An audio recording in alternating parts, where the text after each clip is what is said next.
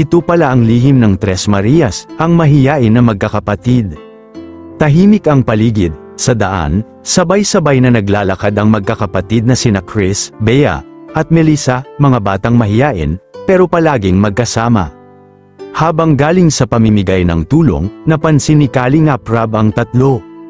Kalingap Rob, nagtataka, bakit kahit si Chris lang ang inutusan, sabay pa rin silang tatlo, solid tong magkakapatid Nay, parang may kakaiba sa tatlong batang yun, bakit ganun sila ka-close? Magkakapatid po sila, sina Chris, Bea, at Melissa, kahit mahiyain, laging sabay sa lahat, pag may utos, pag may tulong, kahit sa takot, sabay-sabay sila.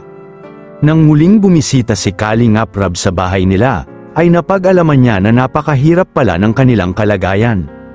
Simpleng bahay, walang kuryente, sa sulok, may kandila at lamparang gas.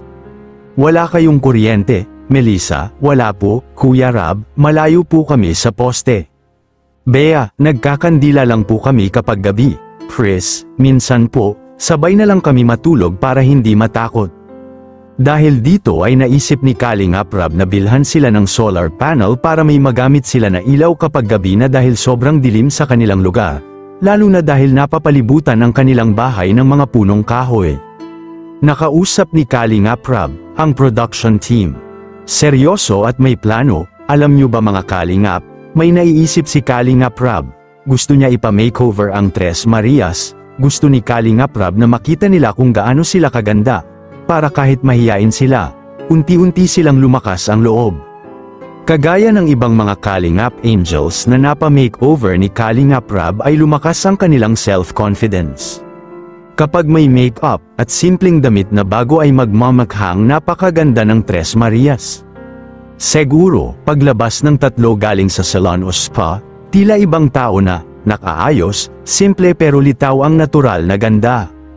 Tiyak na mapapanganga ang mga kapitbahay, sabi ko na nasa loob ang tunay na ganda. Minsan, kailangan lang tulungan silang makita ito sa salamin, para makita rin nila sa sarili nila. Minsan, ang pinakamahiyain, sila pala ang may pinakamalakas na loob. Ang Tres Marias, hindi lang magaganda sa panlabas, kundi sa kabuuan. Anong masasabi mo tungkol dito mga Kalingap? E-comment mo lang ang iyong opinyon.